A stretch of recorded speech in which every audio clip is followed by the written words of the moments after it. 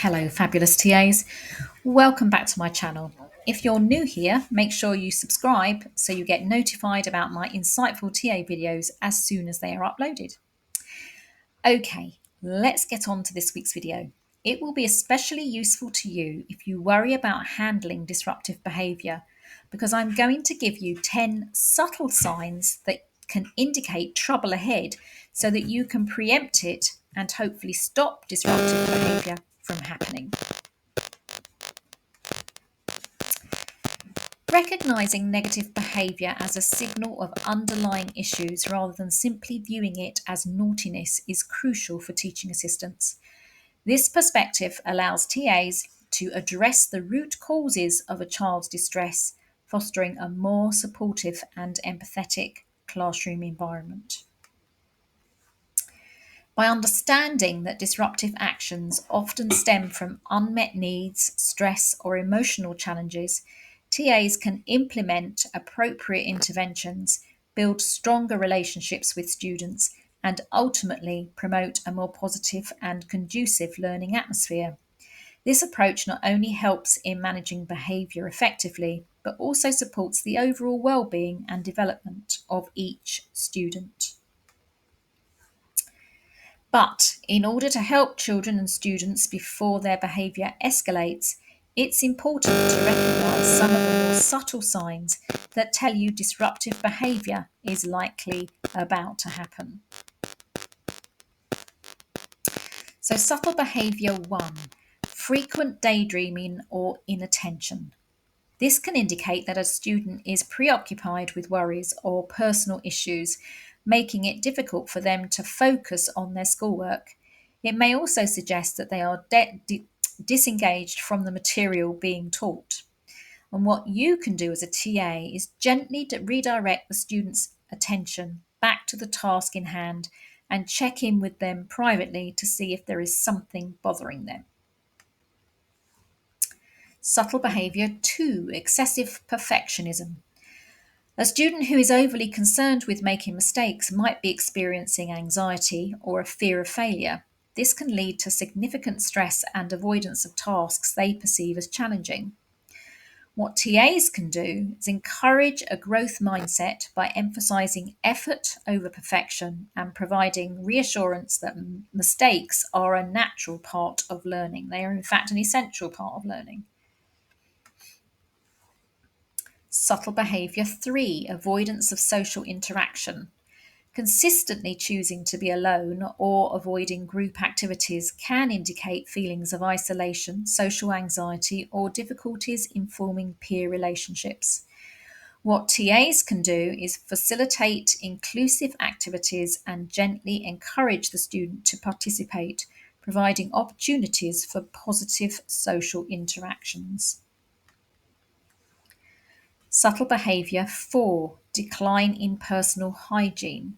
A noticeable neglect of personal care might signal depression, low self esteem, or problems at home. It can be a sign that the student is overwhelmed or struggling emotionally. And what TAs can do is approach the situation with sensitivity and speak privately with the student. Depending on what you glean from speaking with them, you may need to involve a more senior member of staff or your designated safeguarding lead. Subtle behaviour 5: procrastination or slow to start tasks. Hesitation to begin assignments or activities can be a sign of feeling overwhelmed, unsure, or anxious about their abilities. What TAs can do is break tasks into smaller, more manageable steps and provide clear, supportive guidance to help the students get started.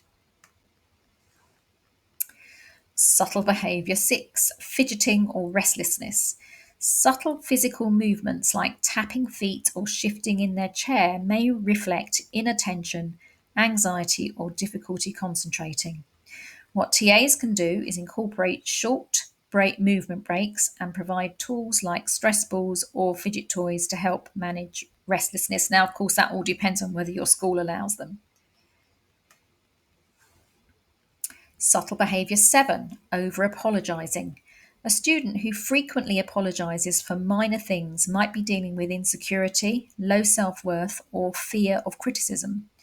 What TAs can do is reassure the student that they are valued and that making mistakes is okay.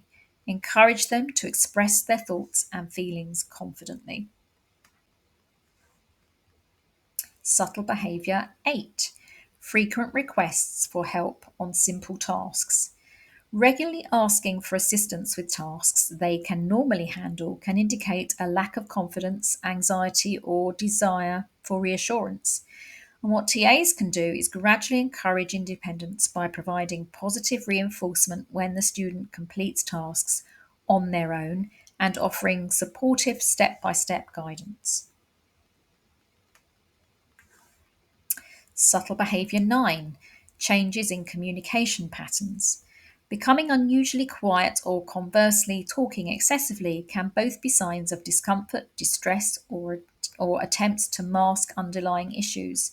What TAs can do is pay attention to these changes and create safe, open environment for the student to share what they are feeling.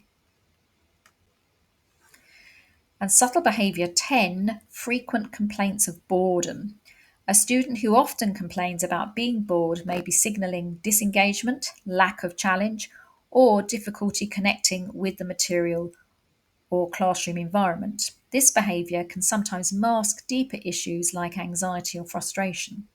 And what TAs can do is assess whether the student is appropriately challenged and engaged, provide varied and stimulating activities that match their interests and skill levels. Also, take the time to understand any underlying issues that might be contributing to their feelings of boredom.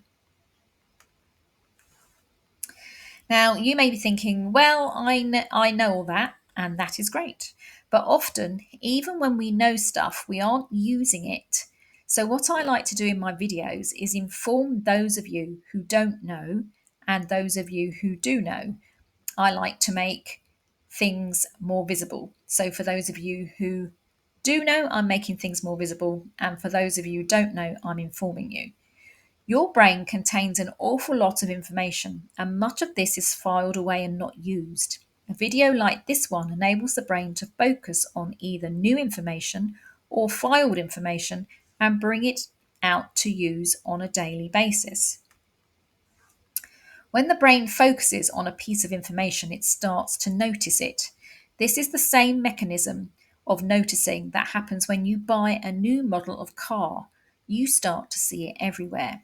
This isn't because lots of other people have gone out and bought the exact same model. It's because the brain is now noticing something it previously was ignoring. So now that you've watched this video and you've either learned something new or been reminded of something you already knew, your subconscious brain will tune into children's behaviour and start to pick up on the more subtle behaviours that can lead to disruptive behaviour, enabling you to address it long before it becomes disruptive.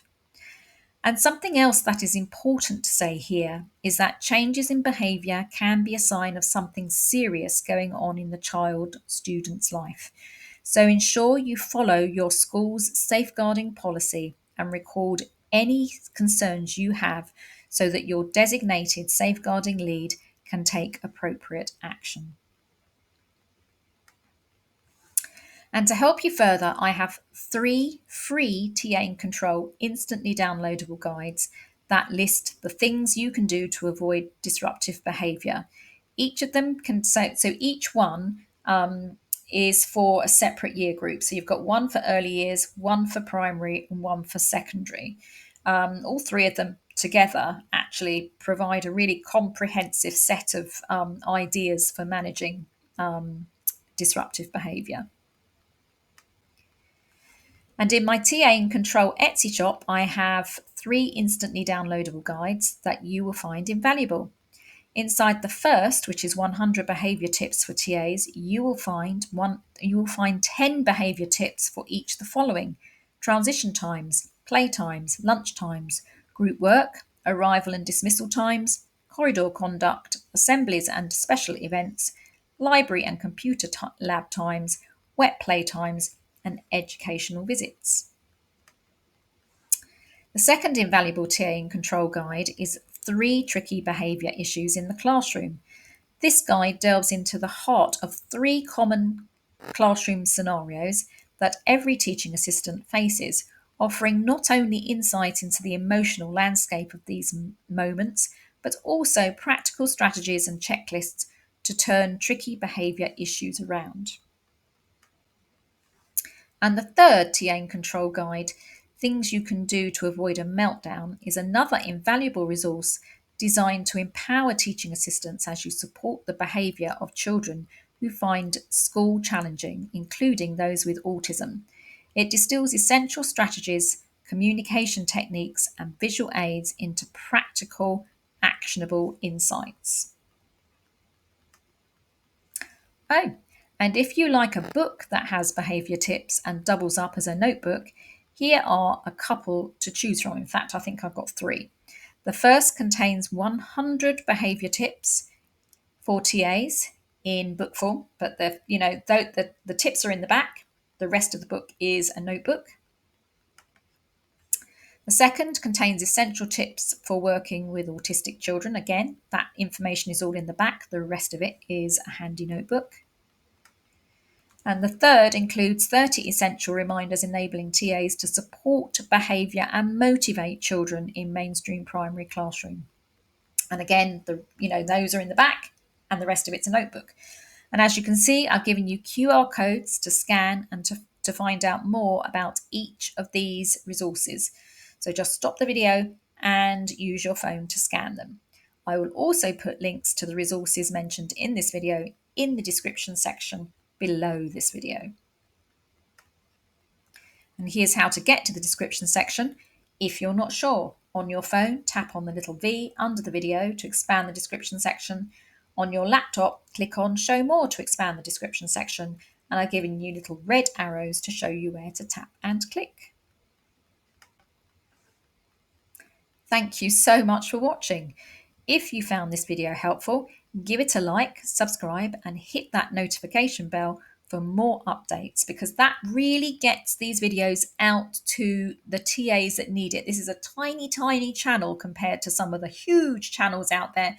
So you liking and subscribing really, really helps. Thank you once again, and I'll see you in my next video.